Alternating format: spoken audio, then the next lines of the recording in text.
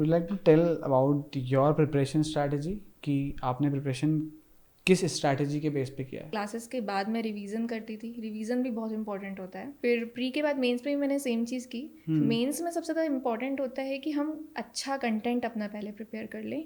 तो एंजाइटी और डिप्रेशन कई बार आ जाता है, तो वो आपने कैसे डील किया, ताकि अगर कोई इस वक्त एस्पिरेंट जो हमको सुन रहा है वो डील कर रहा है तो उससे कैसे बाहर आ सकता है? फिर मैं बहुत ही एम्पावर होके वापस से आती हूँ, वापस से अपनी तैयारी स्टार्ट करती हूँ और स्ट्रैटेजी के साथ। एस्पिरेंट नहीं आ पा रहा है तो उसको घर से कैसे प्रिपरेशन करना चाहिए, इसके ऊपर आपका कोई व्यू है या कोई टिप है? चाहे ना तो कहीं भी पढ़ सकते हैं, कुछ भी कर सकते हैं। पावर ऑफ मैनिफेस्टेशन को आपने कैसे एक्सपीरियंस किया है? मैनिफेस्ट करती हूँ, अपने बारे में लिखती हूँ, मेडिटेट करती हूँ। बहुत क्लियरली मुझे लगता है कि सारे बच्चों को ये चीज़ फॉलो करनी चाहिए। अब हाय एवरीवन, मैं हूं आपका दोस्त आशीष नामदेव और इंडियन एस्पिरेंट शो के इस नए एपिसोड में आपका स्वागत है। इस एपिसोड में हम एक नए टॉपर के साथ बात करेंगे। अब तक इस एपिसोड में हमने कई सारे टॉपर से बात किया, हमने कोशिश किया कि आपके लिए एक अनफिल्टर्ड, एक अच्छा इन्फॉर्मेशन लेके आ जाए, जिससे आपको आपकी जर्नी में हेल्प मिले, जिससे आपको प्रिपरेशन में हेल्प मिले। तो ऐसे ही आज हमारे साथ एक बहुत ही बेहतरीन ऑफिसर है जो MPPSC 2020 में सिलेक्शन हुआ है, जिनका miss Divya Jharia. Miss Divya Jharia, welcome to Indian aspirant show. Hi Ashish, thank you so much मुझे इनवाइट करने के लिए। कैसा लग रहा है आपको? बहुत ही अच्छा लग रहा है। टू बी ऑनेस्ट, जब मैं आपसे फर्स्ट टाइम कल मिला और मेरी बात हुई तो आई डेंट थिंक सो कि यार एक एस्पिरेंट इस वे से भी सोचता होगा। मुझे आपसे मिलके बहुत पॉजिटिव बात हुआ and you are one of my most favourite selected candidate, जिनसे मेरे को बात करके बहुत अच्छा लगा है। राइट। मैं चाहूँगा इस एपिसोड की शुरुआत, हम हर एपिसोड से जब शुरू किया है तो हमने बात की है आपकी जर्नी के बारे में, ठीक है? तो मैं चाहूँगा आप सबसे पहले आप अपने बारे में बताइए, MPPSC को स्टार्ट करने का क्यों सोचा, कैसे सोचा और कैसी आपकी जर्नी रही अब तक? ओके, सो हाय एवरीवन, मेरा नाम दिव्या है और मैंने अपनी प्रिपरेशन आफ्टर 2016 स्टार्ट कर दी थी। Okay. मेरा इंजीनियरिंग कंप्लीट हुआ था 2016 में और अच्छे कंपनीज़ में सिलेक्शन हो चुका था मेरा। और फिर उसके बाद मेरे पास काफ़ी टाइम था ज्वाइन करने के लिए। फिर बीच में ऐसा टाइम आया कि जब मैं एक्चुअली ये समझ नहीं पा रही थी कि मुझे टेक्निकल फील्ड में जाना चाहिए या नहीं। मैं अपनी पर्सनालिटी को उस वक्त समझ रही थी कि मैं कैसी हूँ, मैं मेरे एम्बिशंस आगे क्या हैं, गोल्स क्या हैं। Okay. फिर मैंने अपनी मम्मी से इस बारे में बात की। तो मम्मा ने कहा कि तुम गवर्नमेंट एग्ज़ाम्स दो जितने दे सकते हो अभी, और देखो कि उसका सिलेबस के अकॉर्डिंग तुम अपने आप को कनेक्ट कर पा रहे हो कि नहीं, और जो जॉब प्रोफाइल है उसको कनेक्ट कर पा रहे हो कि नहीं। फिर मैंने PSC की प्रिपरेशन की ऐसे ही, मतलब 1 and 2 months, और पहला मैंने दिया तो नंबर तो ऑब्वियसली कम ही आए क्योंकि प्रिपरेशन कुछ थी नहीं, बट मुझे उसका सिलेबस काफ़ी अच्छा लगा। Okay. फिर मैंने मम्मी से कहा कि मम्मी अब मुझे PSC की तैयारी करनी है। तो मम्मा ने कहा तुम UPSC की प्रिपरेशन करो और दिल्ली जाओ। पर मैंने कहा मम्मा एक बार मैं इतना बड़ा रिस्क नहीं लेती हूँ, एक बार मैं MPPSC की प्रिपरेशन करती हूँ। फिर मैंने इंदौर आई और मैंने कौटिल्य एकेडमी ज्वाइन की। उसके बाद 1 year पूरी दिल लगाकर मेहनत की और फिर 18th वाला मेरा फर्स्ट अटैम्प्ट था। Okay. जिसमें प्री क्लियर हुआ। और जब मेंस का टाइम आया एक्चुअली, तब अनफॉर्चुनेटली कुछ ऐसी फैमिली में सिचुएशंस आ गई कि मुझे इंदौर से जाना पड़ा। Okay. तो मैंने मम्मा से कह दिया था कि मम्मी मेंस तो अभी मेरा नहीं निकल पाएगा, मैं एग्ज़ाम दे दूंगी, नहीं हो पाएगा। लेकिन मम्मी ने कहा कोई बात नहीं, हम अगला टाइम देंगे अच्छे से, अभी प्रिपेयर करो, जैसे भी होता है 2 पेपर। ठीक है। उस वक्त एक्चुअली मुझे समझ में आया कि हम जैसा सोचते हैं, जैसे माहौल में होते हैं ना, हमारी बॉडी पर भी इम्पैक्ट करता है। तो मुझे थोड़ा एनजाइटी एंड डिप्रेशन वाले फेज से भी गुजरना पड़ा है तब। तो एक्चुअली फैमिली को भी अभी मेरे ये पता नहीं होगा, बट उस टाइम पे मैंने अपनी एक फ्रेंड से, चाइल्डहुड फ्रेंड से कांटेक्ट किया था। Okay. नरसिंहपुर जाकर।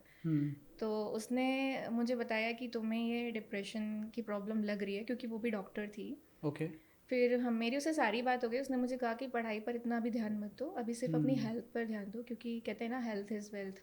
हेल्थ इज़ इम्पॉर्टेंट, और स्पेशली मेंटल हेल्थ। Right. तो मैंने फिर उससे बोला क्या करूँ मैं। उसने बोला कि पढ़ाई से दूर रहो, जो अच्छा लगता है वो करो, नेचुरल प्लेसेस विजिट करो, गार्डन में बैठो, मूवीज़ देखो, जो पसंद है वो करो। Okay. फिर पूरी बात हो गई। उसके बाद उसने मुझे बताया, मैंने उससे पूछा तुम्हारा क्या चल रहा है लाइफ में। उसने मुझे बोला कि अपनी मम्मी के बारे में बताया कि मेरी मम्मी को 4th स्टेज कैंसर है एंड पता नहीं कितना रहेंगी। तो मैं उसको देखकर शॉक्ड हो गई कि ये इतनी नॉर्मल है। फिर उसने मुझे बताया कि मैंने इसे एक्सेप्ट कर लिया है। ओके। तो फिर मुझे रियलाइज़ हुआ कि यार एक्सेप्टेंस इज़ अ की, और मुझे आगे बढ़ना चाहिए। राइट। उसके बाद मैंने 19th के लिए बहुत अच्छी तैयारी की, बट वो भी प्रोसेस काफ़ी डिले होती गई। बट मैंने सोचा नहीं, जो भी होगा आगे मैं करते जाऊँगी प्रिपरेशन, जब भी होगा राइट। मैं देते जाऊँगी पेपर अच्छे से। 19 का प्री क्रैक हुआ, फिर मेंस क्रैक हुआ, फिर उसके बाद फिर उसका भी इंटरव्यू मेरा पेंडिंग है। फिर 20 के लिए प्रिपरेशन की, उसके लिए भी स्ट्रैटेजी मुझे चेंज करनी पड़ी। फिर 20 वाला मेरा क्रैक हो गया है। आप देख सकते हैं, आपके सामने मैं बैठी हुई हूँ। वेरी नाइस यार। ये जर्नी थी। राइट।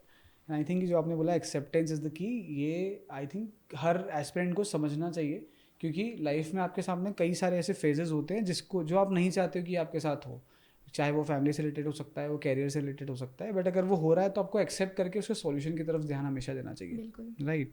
आपकी फैमिली के बारे में बताइए, आपकी मम्मा के बारे में बताइए, जिनसे आपने बात की, आपने इंस्पिरेशन लिया। मेरे घर में मेरी मम्मा है, मेरा छोटा भाई है, बड़ी बहन है। मेरा भाई बी फार्मेसी कर रहा है, बड़ी बहन मेडिकल कॉलेज में HR है। और मेरी मम्मा सिंगल पेरेंट है। मेरे फादर 2005 में ही पास्ड अवे। उसके बाद मेरी मम्मा मतलब अनुकंपा नियुक्ति से उन्हें जॉब मिली, और अभी डाइट में वो असिस्टेंट ग्रेड 3 के पद पर हैं। एक्चुअली मेरी मम्मा का ये सपना था PSC दें वो, और उन्होंने 2005 में इंटरव्यू भी दिया था just after my father's death. उसके बाद मम्मी का इंटरव्यू था, बट वो क्लियर नहीं कर पाई। फिर उसके बाद मम्मा ने जॉब के साथ, हम लोग काफ़ी छोटे थे, आई वॉज 9 ईयर ओल्ड, मम्मा ने प्रिपरेशन की, बट वो आगे उतना नहीं जा पाई। बट उनका वो ड्रीम था जो कहीं ना कहीं मैंने फुलफिल किया है। दिव्या, आई थिंक जब हम कल बात कर रहे थे ना, तो उस बीच में मैं जब आपसे जनरल कुछ बातें पूछ रहा था, आपकी फैमिली के बारे में बताओ ऐसा वगैरह, तो आप एक लव स्टोरी बता रहे थे आपकी फैमिली की, आपके पापा और मम्मी की। आई वांट कि अगर आप कंफर्टेबल हैं तो please can you share something about this story. या श्योर। इतनी ब्यूटीफुल स्टोरी है, आई थिंक सबको पता होना चाहिए। मेरी मम्मा मुल्ताई के निवासी हैं, बैतूल ज़िले के। तो मेरे पापा काफ़ी यंग एज में, 21 एज में ही उनका सिलेक्शन हो चुका था। गवर्नमेंट हाई स्कूल टीचर बन गए थे वो। तो मम्मा को पढ़ाते थे, और उसके बाद स्कूलिंग कंप्लीट होने के बाद मम्मा पापा की लव स्टोरी काफ़ी अच्छी चल रही थी। दोनों एक दूसरे को बहुत लाइक करते थे, और फिर इतने सीरियसनेस थी कि ऑब्वियसली शादी करना चाहते थे। और मेरी मम्मा ब्राह्मण है, और पापा मतलब वो डिफरेंट कास्ट के हैं। तो दोनों के बारे में जब मेरे नाना को पता चला, तो मेरे नाना ने डिसाइड किया कि मम्मा को दिल्ली ले जाएंगे। मेरे नाना जी दिल्ली में रहते थे। फिर मम्मी दिल्ली में रहने लगी, और कुछ टाइम रही, और मम्मी पापा एक दूसरे को लेटर्स भेजा करते थे।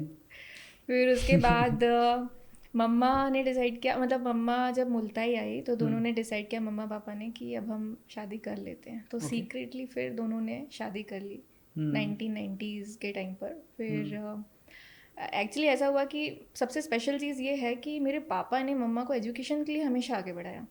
उनका BA हुआ, MA हुआ, उसके बाद उन्होंने हमेशा बोला कि आगे फिर PSC की प्रिपरेशन करना।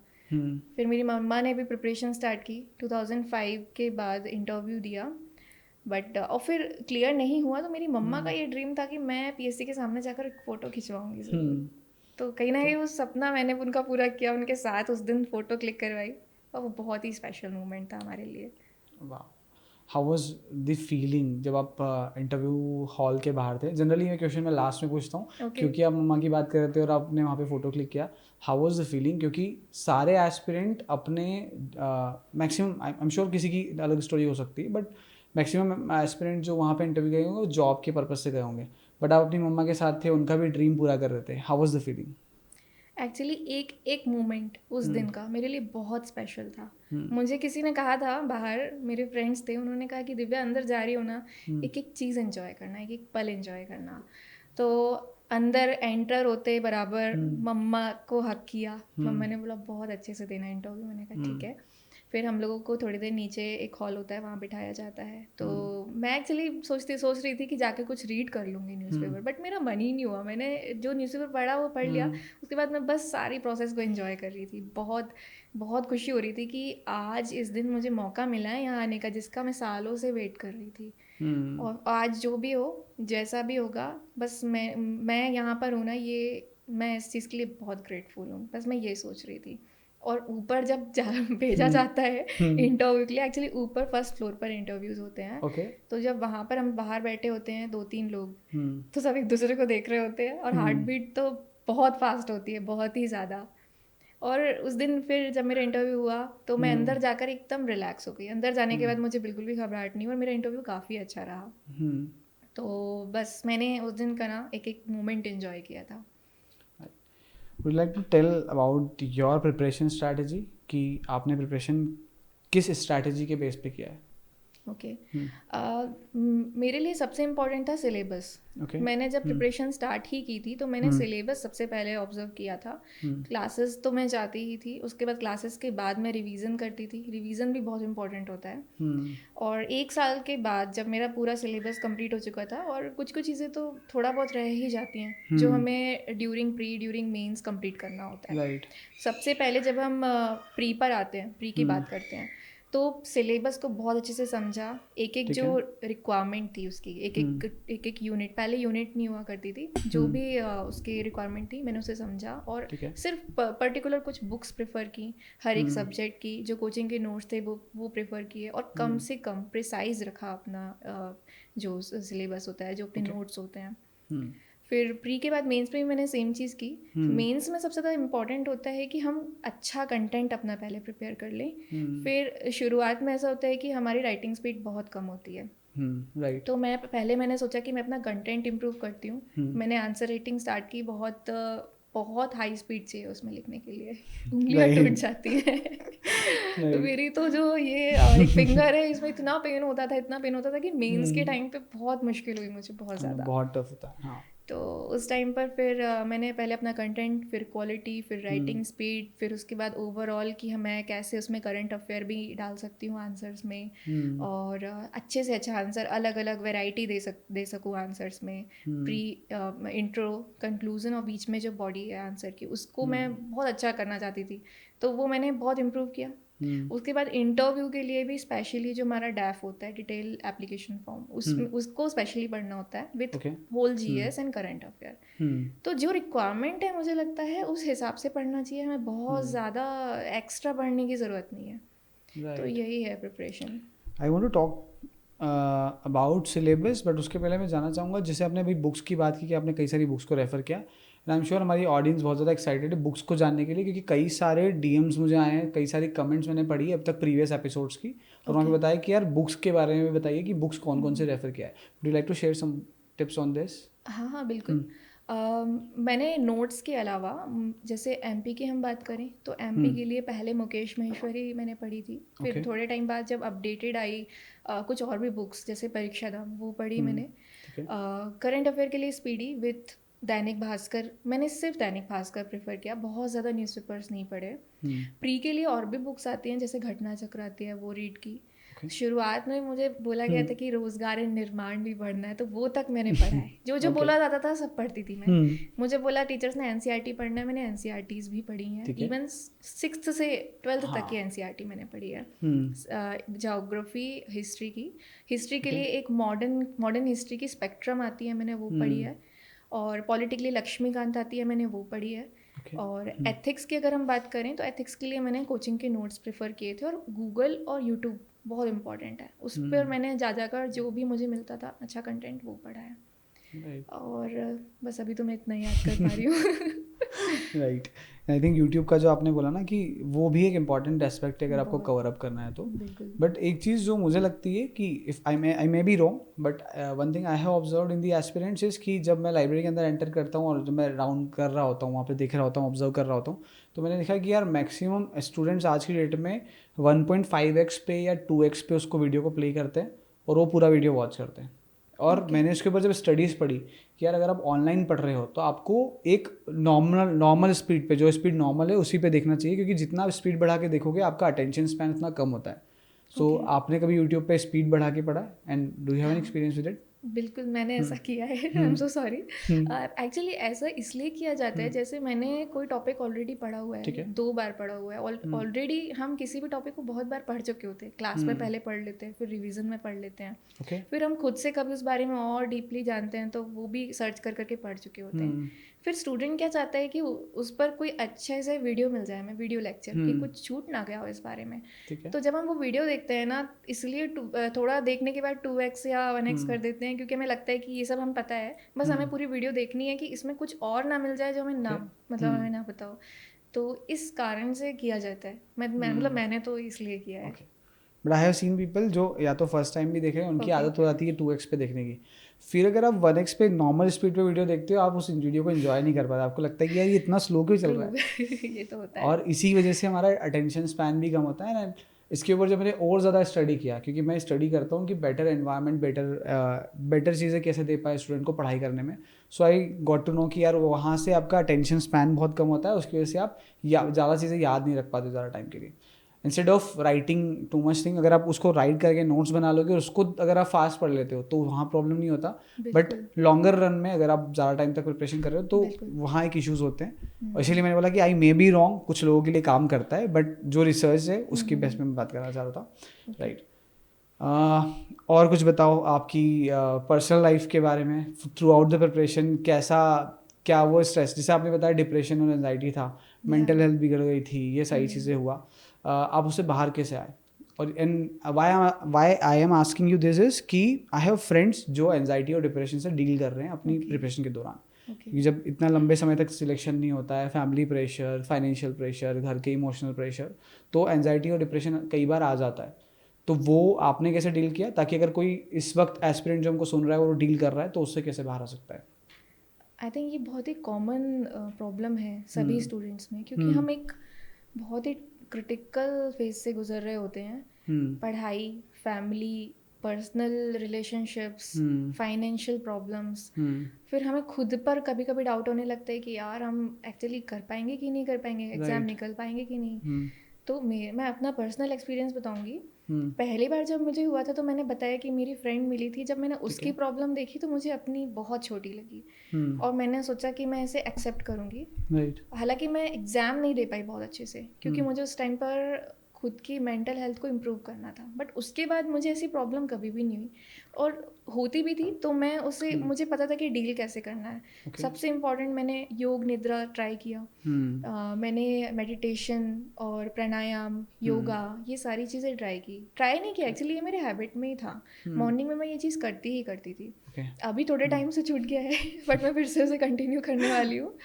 इसके अलावा जब मैं यहाँ रहती थी इंदौर में, तो मुझे जैसे ही फील होता था कि यार अब डाउन चल रहा है, बहुत टाइम हो गया, एग्ज़ाम नहीं हुआ, मैं क्या करूँ, तो मैं घर जाती थी नरसिंहपुर और अपनी मम्मा के ऑफिस जाकर ना सिर्फ मम्मा को काम करते हुए देखती थी। तो मुझे वो देखकर जो मोटिवेशन मिलता था कि आज इस एज में वो 50+ हो गई हैं, जब वो आज कर सकती हैं ना इतने ज़ील के साथ काम, इतनी खुशी के साथ। मेरी मम्मा को ऑफिस आना बहुत पसंद है, वो घर पे नहीं रह सकते हैं, शी इन्जॉय। तो मैं उनको देख कर ना बहुत खुश होती हूँ। फिर सोचती हूँ जब ये आप आज कर सकती हैं तो हम क्यों नहीं कर सकते हैं। फिर मैं बहुत ही एम्पावर होके वापस से आती हूँ, वापस से अपनी तैयारी स्टार्ट करती हूँ, और स्ट्रैटेजी के साथ कि आज मुझे इतने घंटे ये पढ़ना ही पढ़ना है। ये सेट कर लेना बहुत ज़रूरी है। और हमें अपनी कैपेबिलिटी को जानना बहुत ज़रूरी है। कुछ लोग अपने 100% कभी नहीं देते हैं, हमेशा अपना 80% 60% दे देते हैं, और वो अपने 100% तक जाने से डरते हैं। तो मुझे लगता है लोगों को अपने कंफर्ट जोन से बाहर निकल कर जैसे हम कंफर्ट जोन का मतलब घर पे रहते हैं बच्चे, बाहर नहीं आते, इंदौर नहीं जाते हैं, जाने की ज़रूरत है, या इंदौर या जबलपुर या जिस भी सिटी में आप प्रिपरेशन करना चाहते हैं, और जाकर वहाँ रहकर अपने आप को पूरा टाइम देना चाहिए। तो ये करना बहुत ज़रूरी है। राइट। बट अगर कोई एस्पिरेंट है जो नहीं आ पा रहा है बाहर, कि यार majority of aspirant, even I started with my home, कि यार स्टार्टिंग में मैं नहीं आ पा रहा था बाहर, तो I started from Mandsaur itself, कि यार वहीं पे गवर्नमेंट की लाइब्रेरी में बैठ के वहीं से पढ़ता था, and I covered all the syllabus. I think कि अगर कोई एस्पिरेंट नहीं आ पा रहा है तो उसको घर से कैसे प्रिपरेशन करना चाहिए, इसके ऊपर आपका कोई व्यू है या कोई टिप है? एक्चुअली ये चीज़ मेरे साथ भी हुई है। लॉकडाउन में मैं इंदौर में नहीं रह पाई, तो मैं उस टाइम पर घर पर ही थी। तो घर से भी सपोर्ट होना बहुत इम्पोर्टेंट है। जैसे अगर लाइब्रेरी है हमारे सिटी में तो वेल एंड गुड, मेरे सिटी में लाइब्रेरी नहीं थी, तो मैं, और लाइब्रेरी होती भी तो मैं नहीं जा पाती। तो मैंने घर में एक अपना अलग रूम बनाया, फिर वहाँ पढ़ना स्टार्ट किया। बट कभी कभी होता है ना कि घर में इतने सारे लोग होते हैं, नहीं पढ़ पाते हैं। हाँ, फिर मैंने डिस्टर्बेंस अपना होता है। टाइम चेंज किया, फिर मैंने रात में पढ़ना स्टार्ट किया, रात भर पढ़ती थी, 3-4 बजे तक, कभी कभी 5 बजे तक। तब से मेरी आदत बिगड़ी हुई है आज तक, सुबह उठने की आदत नहीं बन पाई है। तो वो चीज़ हम चाहें ना तो कहीं भी पढ़ सकते हैं, कुछ भी कर सकते हैं। वो चीज़ हमारे मम्मी लोग बोलते हैं ना, मम्मी पापा लोग, कि बेटा हम ऐसे ऐसे कंडीशन में पढ़ते थे। सही। हमारे साथ भी वो चीज़ जब आती है ना तो हमें वो ट्राई करना चाहिए। राइट। मैंने तो इवन रात में, जैसे घर में सब लोग सारे एक्चुअली गेस्ट आ चुके थे, तो सब सारे रूम फेल है, मैं कहाँ पढ़ूँ, तो मैं किचन में जाकर पढ़ती थी और मुझे बहुत ज़्यादा अच्छा लगता था। मैंने इस प्रोसेस को बहुत इन्जॉय किया है। वाह। और जब आप इंजॉय करते हो प्रोसेस को तो चीज़ें ईजी हो जाती है। बहुत बहुत इन्जॉय करना बहुत ज़रूरी है हर एक चीज़ को। डांस तो आते ही आते हैं, तो हमें ये ध्यान रखना ज़रूरी है कि अब भी आएगा, ऊपर जाना ही है हमें। Right. Have you ever been into a relationship? नहीं बताना। Yeah I am in relationship Okay. Actually. Would you like to share something कि कैसा रहा throughout the preparation, how was it's going?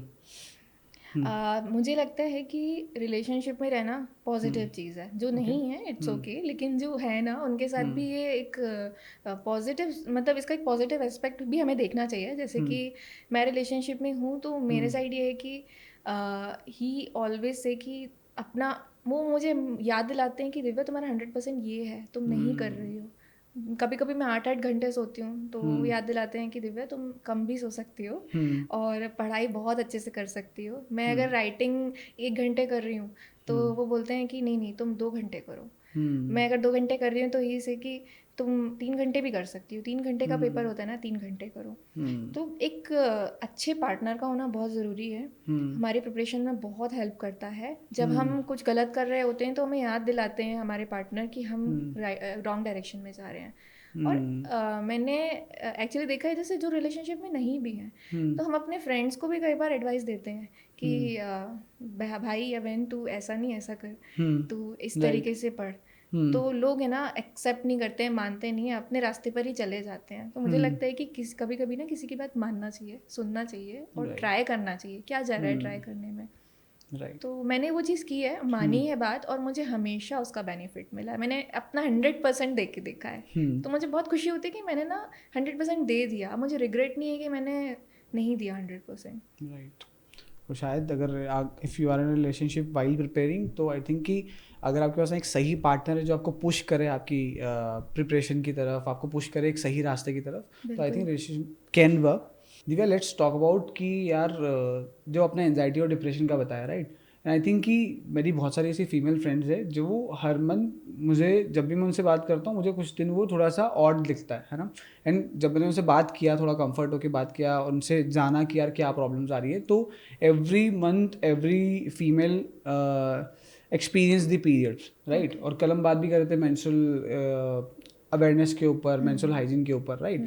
तो हर फीमेल के साथ में ना एक वो दौर आता है, और and this is the reason I think कि यार मेल की, किसी एक लड़की की प्रिपरेशन करना और किसी लड़की की प्रिपरेशन करने में बहुत डिफरेंस आ जाता है, क्योंकि उनकी 5 दिन में वो कई ज़्यादा डिस्ट्रैक्टेड होती है, उनको बहुत ज़्यादा पेन के थ्रू जाना पड़ता है, राइट।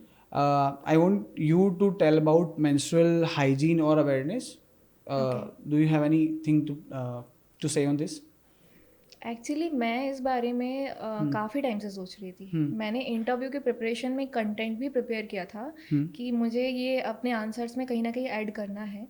और ये बहुत ज़रूरी है, सबसे इम्पोर्टेंट है कि हम इस बारे में बात करें। इसके बारे में नॉलेज तो आई थिंक हमें गूगल से भी मिल जाएगा, किसी बुक से मिल जाएगा, स्कूल्स में मिल जाएगा, डॉक्टर बता देंगे, बट इस बारे में बात कौन करता है? कोई नहीं करता है। जब बात होती है तो लोग नज़रें चुराने लगते हैं, स्पेशली मेल्स इस बारे में बात ही नहीं करना चाहते हैं। तो मुझे लगता है कि सबसे पहले हमें घर में अपने छोटी बहनों से इस बारे में, या बड़ी बहनों से बात करना स्टार्ट करना चाहिए। और हाइजीन की अगर हम बात करें तो व्हाट, व्हेन एंड हाउ, 3 चीज़ें याद रखना बहुत ज़रूरी है। कि पहली चीज़ ये क्या है, हमें इस दौरान क्या क्या यूज़ कर सकते हैं, सैनिटरी नैपकिन्स, मेंस्ट्रुअल कप्स, किस साइज़ का यूज़ करना है, किस क्वालिटी का यूज़ करना है, ये सारी डिटेल्स हमें मिल जाती हैं। इस बारे में हमें जानना चाहिए। और मैंने एक्चुअली ये सोचा है कि आफ्टर सिलेक्शन, कर तो मैं अभी भी सकती हूँ, बट मैं सोशल मीडिया से थोड़ा दूरी बना लेती हूँ प्रिपरेशन के टाइम पे। बट आफ्टर सिलेक्शन मैं सोशल मीडिया पर बहुत इस बारे में बहुत कंटेंट डालने वाली हूँ। मैं काफ़ी सारे लोगों से कनेक्ट करूँगी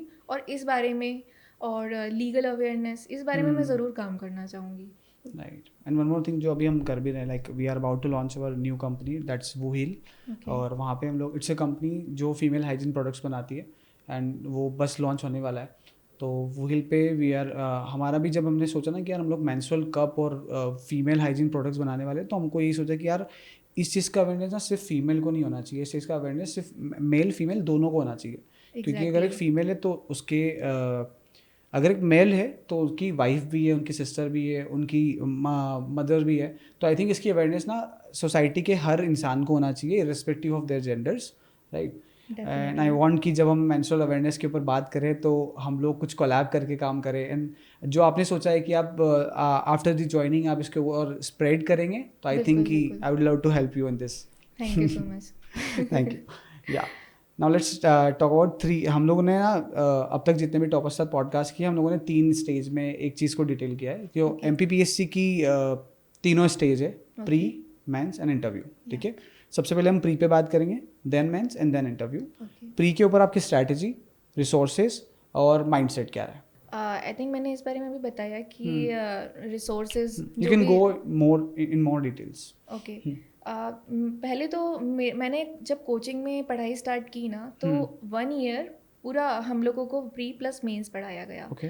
तो कोचिंग में जो पढ़ाते थे उसके बाद मैं 5 आवर्स सेल्फ स्टडी करती थी। ओके। और NCRTs पढ़ती थी, न्यूज़पेपर्स पढ़ती थी। और इसके अलावा जितने भी सब्जेक्ट्स पढ़ाए जा रहे हैं उन सबका रिवीजन बहुत Okay. इम्पॉर्टेंट है। जो जो रिसोर्सेज मुझे पता चलते थे मैक्सिमम मैंने कवर किए, क्योंकि मुझे पता था 1 ईयर का टाइम है। तो जब तक मैं सारी जो जो पढ़ सकती हूँ सब पढ़ लूँ। और मैं खुद के भी नोट्स बनाती थी।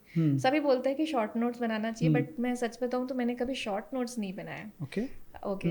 और इसके अलावा मैं करती ये थी कि क्वेश्चन आंसर फॉर्मेट में अपने नोट्स प्रिपेयर करती थी मेंस के लिए। ठीक है। प्री के लिए मैंने जो मेरे नोट्स थे उसका ही रिवीजन किया है और डायरेक्ट बुक से पढ़ाई की है। बुक्स मैंने आई थिंक बताई हुई है। तो यही मेरी स्ट्रेटजी रही है। और बहुत ही लिमिटेड पढ़ाई की है मैंने, मतलब जो पढ़ती थी उसी को बार बार रिवाइज करती थी। ओके। और मैं जो बुक पढ़ के मुझे लगता था कि इसमें सिर्फ कुछ ही कंटेंट इंपॉर्टेंट है, तो उसको मैं नोट डाउन करती थी। और कभी कभी यूट्यूब पर, गूगल पर टैब्स जैसे होते हैं गूगल पर, ओपन करके छोड़ दिए कि ये मुझे बाद में रीड करना है। तो ऐसे मल्टीपल सोर्सेज से हमें पढ़ना ज़रूरी है। और पढ़ाई के अलावा ना कुछ प्रैक्टिकल नॉलेज भी बहुत इंपॉर्टेंट है। जैसे मैं प्रधानमंत्री, एक शो आता है यूट्यूब पर, मैं वो देखा करती थी कि हमारे कितने प्रधानमंत्री रहे हैं, उस दौरान क्या क्या हुआ है। तो मुझे एक्चुअली पॉलिटी बहुत समझ नहीं आती थी। कुछ एक ना एक वीक सब्जेक्ट हमारा होता है ना, मेरा पॉलिटी था। मुझे पॉलिटी और हिस्ट्री भी नहीं समझ आती थी। तो मैं फिर वीडियोस देखती थी इंटरेस्टिंग बनाने के लिए, कि हमें एक स्टोरी पता चले ना तो हम उसे और अच्छे से समझ सकते हैं और इस बारे में बात करनी चाहिए। जैसे मैं इंटरव्यू के टाइम पे मुझे नई नई चीज़ें पता चल रही थी। ठीक है। कि जैसे कि एक्चुअली एडमिनिस्ट्रेशन वर्क कैसे करता है ना। हमें जाकर ग्राउंड पे मान लो DSP बनते हैं, तो हमें एक्चुअली करना कैसे होता है, FIR क्या होती है, 0 FIR क्या होती है, सारी चीज़ें जब धीरे धीरे पता चली तब मुझे समझ में आया कि ओके, हम जो थियोरेटिकली पढ़ते हैं ना और फिर जो ग्राउंड पे करते हैं। Divya, I am really enjoying this conversation with you, क्योंकि आपके साथ, जैसा मैंने आपको कल भी बोला था ना कि यार आपका ऑरा बहुत पॉजिटिव है और बहुत एनर्जेटिक है। मुझे बहुत मज़ा आ रहा है आपसे बात करके। आई एम श्योर ऑडियंस को भी ये जो पॉडकास्ट है वो सुन के काफ़ी अच्छा लग रहा होगा और एक अच्छी इन्फॉर्मेशन उनको मिल रही होगी, राइट। दिव्या, अपनी हॉस्टल लाइफ के बारे में कुछ बताओ। आप कभी हॉस्टल में रहे हो? क्योंकि मैंने एक टाइम में ना हॉस्टल चलाया है। तो जो भी PSC एस्पिरेंट्स होते थे उनका रूटीन मैंने देखा है, वो कैसे रहते हैं, क्या करते हैं। मैं चाहता हूँ आपकी हॉस्टल की कुछ स्टोरीज है। एक्चुअली हुआ ये था कि मैं हॉस्टल में सिर्फ 3 महीने के लिए रही हूँ। ओके। इसलिए क्योंकि मैं दीदी के साथ रहती थी और मेरा भाई भी रहता था। और फ्लैट हमारा 1 BHK था। तो मैं पढ़ाई वहाँ कर नहीं पा रही थी और मुझे लाइब्रेरी में भी जाना अच्छा नहीं लग रहा था। ठीक है। तो मैंने बताया कि मुझे मसल स्पाज़म की प्रॉब्लम हो गई थी। तो मैं सिटिंग भी बहुत नहीं कर पाती थी। और मुझे चाहिए था एक प्रॉपर पढ़ने वाला माहौल। तो मैंने फ्लैट छोड़कर मैं 3 महीने के लिए 19 के मेंस के टाइम पर मैं इंद्रपुरी में रही हूँ हॉस्टल में। तो तब मैंने हॉस्टल लाइफ एंजॉय की। एंड सच में मतलब मैं बहुत लकी हूँ कि मुझे बहुत अच्छा हॉस्टल मिला, बहुत अच्छी वार्डन मिली। और मैंने उनसे बोल रखा था कि आंटी प्लीज़ 2-3 महीने मैं चाह रही हूँ अकेले रहूँ, तो किसी को रूम मेरा मत दिखाना। और वो इतनी सपोर्टिव थी, उन्हें 2 महीने मेरा रूम नहीं दिखाया। बट जब तीसरे महीने पूरे हॉस्टल के रूम फिल हो गए, तो उन्होंने कहा कि अब तो करना ही पड़ेगा। और मुझे पता नहीं चला एक लड़की शिफ्ट भी हो गई। बट फिर मैंने उसे जैसे तैसे उससे बात की, उसे बहुत समझाया कि मेरी ये सिचुएशन है, प्लीज़ दूसरे रूम में रह लो। फिर उसने अपने मम्मी पापा को समझाया कि दीदी को पढ़ना है, मैं 3 सीटर में हो जाती हूँ। उसके पेरेंट्स बहुत मना कर रहे थे कि नहीं नहीं तुम तो 2 सीटर में ही रहो, अच्छी पढ़ाई होगी। बट उसने अपने मम्मी पापा को बोला नहीं नहीं मैं 3 सीटर में ही रहूँगी। उन्होंने उनसे झगड़ा कर लिया और वो 3 सीटर शिफ्ट हो गई। ठीक है। और फिर मैंने उस मंथ डबल रेंट पे किया था। तो और उतना अच्छा हुआ कि उसी दिन मेरी एक स्कॉलरशिप भी आ गई थी। प्री निकालने पर एक स्कॉलरशिप मिलती है, तब मुझे स्कॉलरशिप मिली थी 20,000। तो मैंने तुरंत मम्मा को ट्रांसफ़र किए। मैंने कहा मम्मी देखो कितना अच्छा हुआ कि आज ही हमने इतना रेंट दिया और हम सोच रहे थे कैसे मैनेज करेंगे, और मैनेज हो भी गया। तो हॉस्टल में तो बहुत मज़ा आता है। मेरे साथ एक्चुअली होता ये था कि मुझे लिखना बहुत पसंद है दीवारों पर।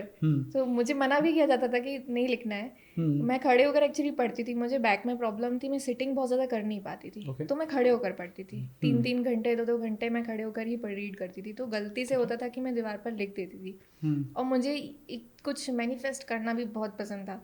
मैंने लिख रखा था टॉप 10 दिव्या झारिया डेप्यूटी कलेक्टर, और ऐसे करके मैंने लिख रखा था। डांट भी बहुत पड़ी है, बट मैंने कहा नहीं मैं फाइन भर दूंगी लेकिन मैं लिखूंगी। जो मैनिफेस्टेशन आपने बोला, आई थिंक कि मैनिफेस्टेशन के अंदर बहुत ज़्यादा पावर्स होती है।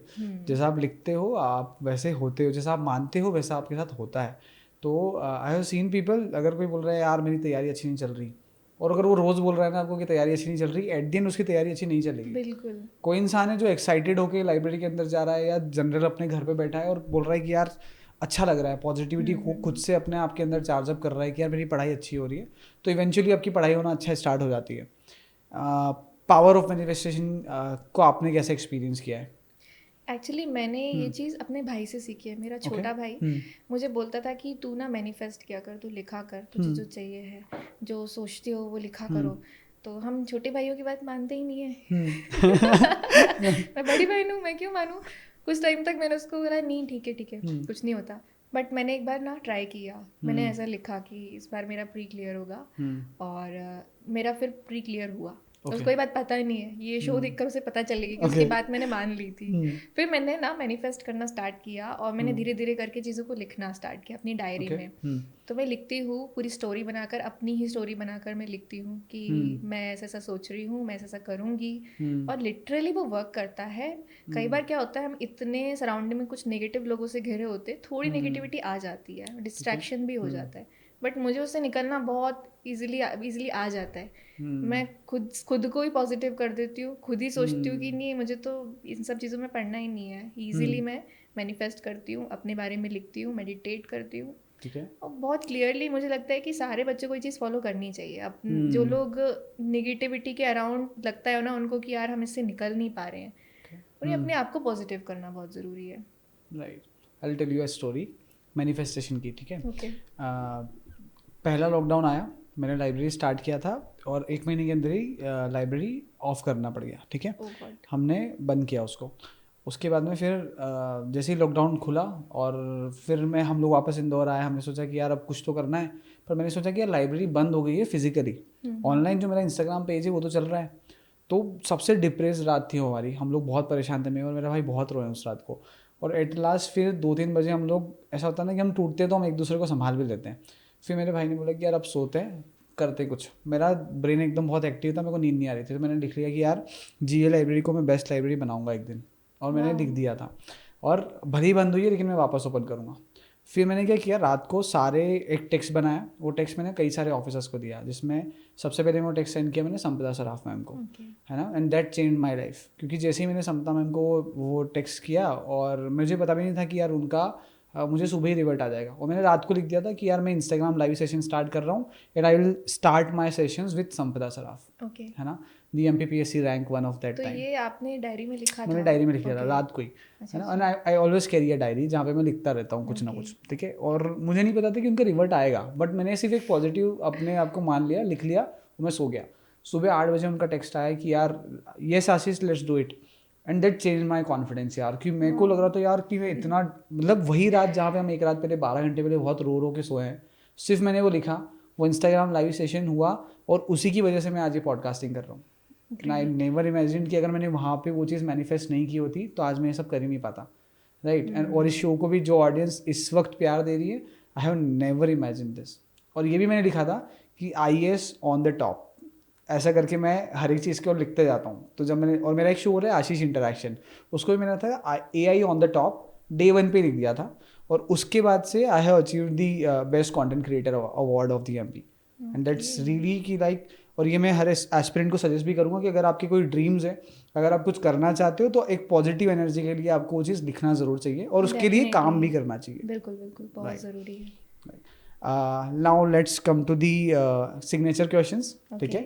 फर्स्ट सिग्नेचर क्वेश्चन, मैंने 2 सिग्नेचर क्वेश्चंस होते हैं। फर्स्ट कि आप जिस दिन सिलेक्ट हो जाओगे, आई एम सॉरी, आप अब सिलेक्ट हो चुके हो, ठीक है।